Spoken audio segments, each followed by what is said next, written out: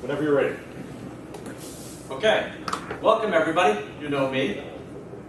Tonight I'm going to describe the Semmelweis Reflex. What? It's one of the cognitive biases that psychologists have seen. And I'm going to explain how it impacts you and show you some ways to cope with it and hopefully some ways to avoid it. First, let's meet Dr. Semmelweis. He was a young physician delivering babies in Austria about 150 years ago. At that time, maternity wards were ravaged by something known as childbed fever. Some 30% of the patients died from this disease. Nearby, another maternity ward had much lower mortality rates.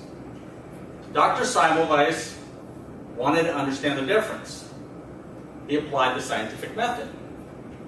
His educated guess was, after you perform an autopsy and before you deliver a baby, scrub your hands. This seemed to prevent the disease from spreading. His experiments worked again and again. Semmelweis drew a startling conclusion. Physicians were transmitting the disease. You can just imagine the headlines of the day. Sadly, very few people know anything about Dr. Semmelweis. Well, why not? He did the unthinkable. He contradicted established beliefs.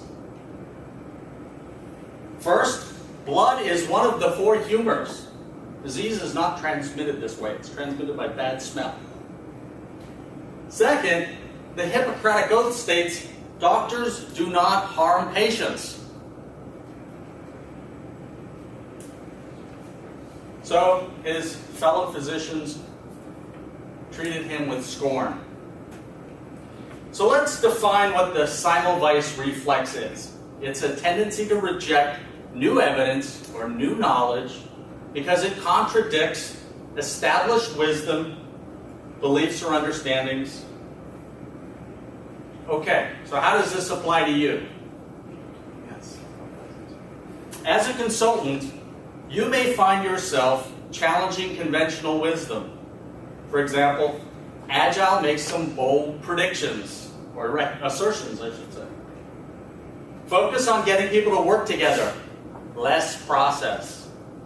Focus on delivering software, less documentation. Get the customer involved.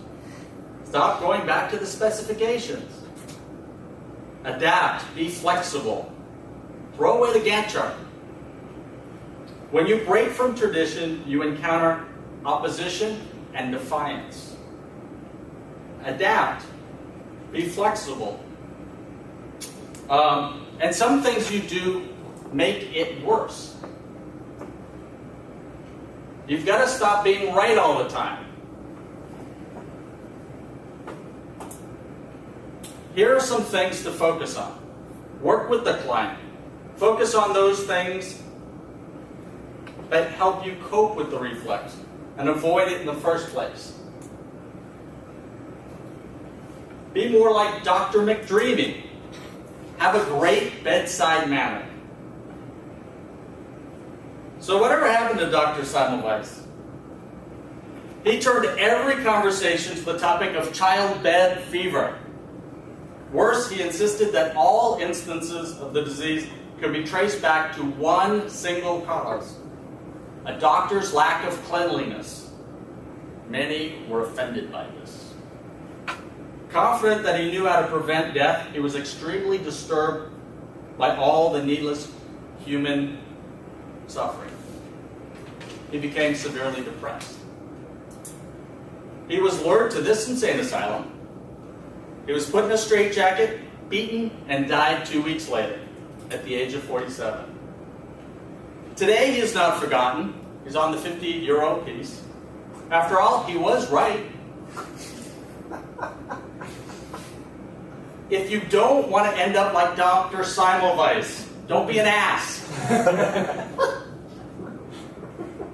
Remain confident, but understand the clan. When you're among colleagues, you're among awesome people. Be outspoken then. But most importantly, stay sane. Now you know what the Semmelweis Reflex is all about. It's a negative reaction to unconventional wisdom. You will encounter it because you bring new original thoughts and ideas to the table. You cope with it by not attacking, possess inner strength. You overcome it by being patient, remain playful, remain calm.